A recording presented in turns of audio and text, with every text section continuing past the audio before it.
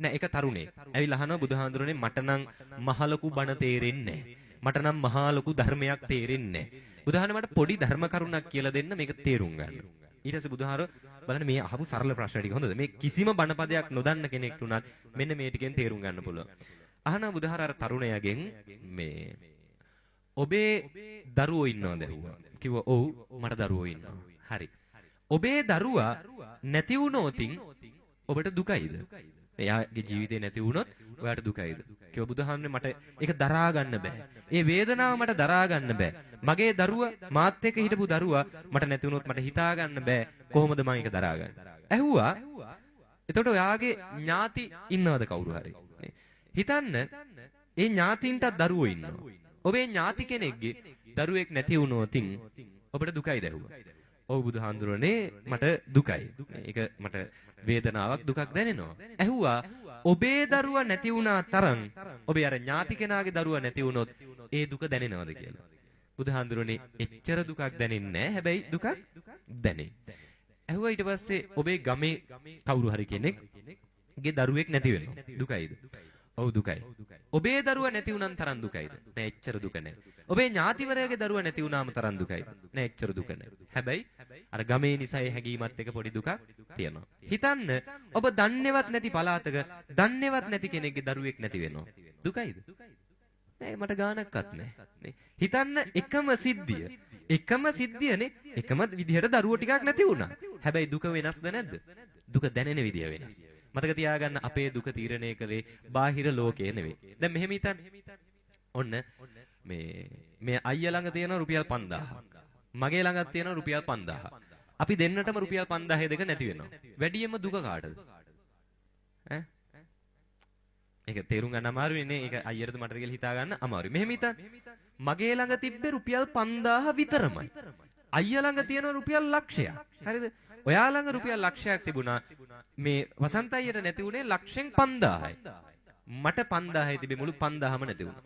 දැන් වැඩියෙන් දුක කාටද? ඈ? මට. නේ. අර අයියට වඩා 5000 නැති වෙච්ච දුක මට. හැබැයි නැති උනේ එකම දෙයක්. මටත් නැති උනේ 5000ක්. ඒ අයියට නැති උනේ 5000ක්. ඇයි වෙනස? වෙනස තමයි එයාට කීයක් තිබ්බද? ලක්ෂයක් තිබිලයි 5000 නැති උනේ. එයාගේ බලාපොරොත්තු ගොඩ නැගෙන්නේ රුපියල් කීයක් වෙනුවෙන්ද? ලක්ෂයක් වෙනුවෙන්. එතකොට මේ ලක්ෂයක ගොඩ නැගෙන බලාපොරොත්තු වල රුපියල් 5000ක් කියන්නේ මහ ලොකු එකක් නෙවෙයි. ලක්ෂයකින් එයා කරන්න හිතන වැඩවලට සමහර විට 5000 නැති වුණා කියලා ප්‍රශ්නයක් නැහැ. මගේ බලාපොරොත්තු ගොඩ නැගෙන්නේ රුපියල් කීයකටද?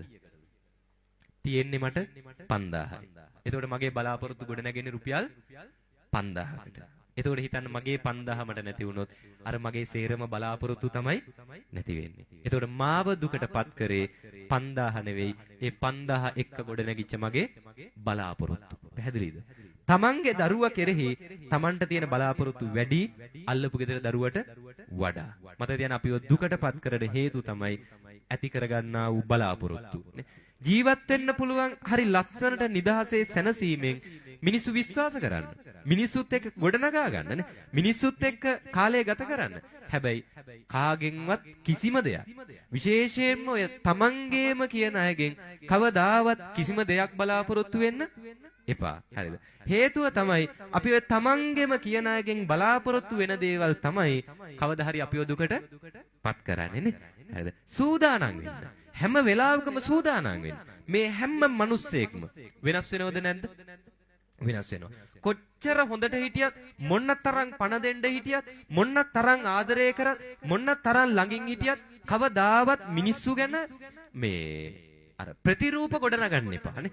මිනිස්සු ගැන එක එක චරිත සහතික ගොඩනගා ගන්න එපා.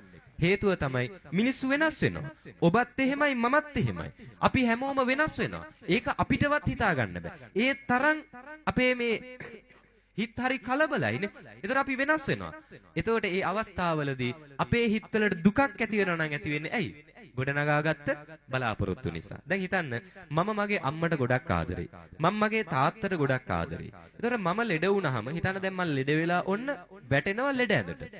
ලෙඩ ඇඳට වැටිච්ච වෙලාවේ මං ගොඩාක් මගේ අම්මට ආදරෙයි නම් මගේ හිතේ බලාපොරොත්තුවක් ගොඩනගෙනවා මාව ඉස්සෙල්ලම බලන්න එයි කවුද?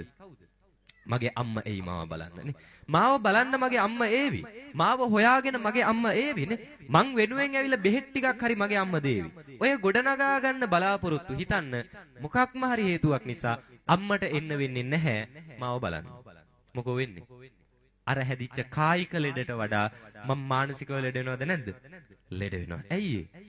ගොඩනගාගත්ත බලාපොරොත්තු. මම නම් පුද්ගලිකව මගේ ජීවිතේ හදාගත්ත එක දෙයක් තමයි මං ජීවිතේ ලැබපු අවවාදයක් එක මං ගොඩනගාගත්ත දෙයක් තමයි කවදාවත් මං නම් කිසිම කෙනෙක්ගේ කොච්චර විශ්වාස කරත් කොච්චර ළඟින් හිටියත් ළඟම මගේ අම්මා තාත්තගෙන්වත් මං කිසි දෙයක් බලාපොරොත්තු වෙන්නේ නැහැ. ඒ කියන්නේ ආදරේ නැතුව නෙවෙයි.